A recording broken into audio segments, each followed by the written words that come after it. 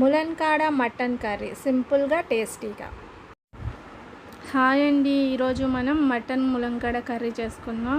ఒక గిన్నెలో ఆయిల్ వేసుకొని లవంగాలు చెక్క వేసుకుందాం అండి. ఇప్పుడు ఆనియన్స్ కట్ చేసి పెట్టుకున్న ఆనియన్స్ వేసుకుందాం.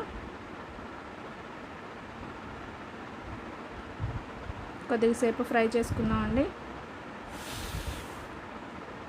ఒక 2 minutes. చూడండి, ఇప్పుడు మటన్ వేసేద్దాము. మంచిగా నీట్గా కడిగి పెట్టుకున్న మటన్ వేసేయాలండి.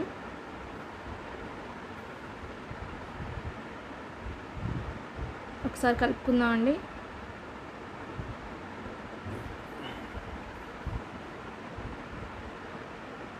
చూడండి, వాటర్ వచ్చింది కదా, ఇలా వచ్చేంత వరకు ఉండి ఇప్పుడు కొద్దిగా దంచి పెట్టుకున్న జీలకర్ర, అల్లం వెల్లుల్లి గసగసాలు పేస్ట్ వేసుకుందామండి.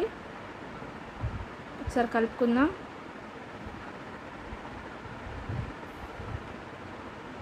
చూడండి, మంచిగా ఉడుకుతుంది. ఇప్పుడు ఇందులో కొద్దిగా పసుపు వేసుకుందామండి. ఒకసారి కలుపుకుందాం.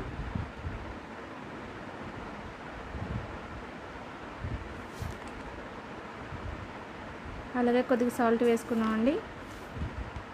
ఈ మసాలాలు, సాల్ట్, పసుపు ఇవన్నీ దీనికి బాగా పట్టాలండి మటన్కి. మూత పెట్టుకొని ఇప్పుడు తీసేద్దామండి. చూడండి, మంచిగా అన్నీ పట్టే, మంచిగా కొద్దిగా ఉడికింది కూడా. ఇప్పుడు కారం వేసుకుందామండి. మీరు ఎంత తింటారో అంత చూసి వేసుకోండి కారం. ఒకసారి కలుపుకుందాం. ఇవి మసాలాలు అన్నీ, కారం అన్నీ కూడా పట్టాలండి బాగా, అందుకనే ఇలా వేసి మనం మూత పెట్టుకుంటున్నాం. చూడండి, మంచిగా ఆ పీస్కి పడుతుందండి మసాలా. చూడండి, ఇప్పుడు కట్ చేసి పెట్టుకున్న టమాటో ముక్కలు, ఇది నమ్మినాలకు అంటారండి. ముందే వేస్తే బ్లాక్ అయిపోతుందని ఇప్పుడు వేసాను. ఇంకా ములంకాడలు వేసుకుందాం. కట్ చేసి పెట్టుకున్న ములంకాడ, కొత్తిమీర ఒకసారి కలుపుకుందాం అండి.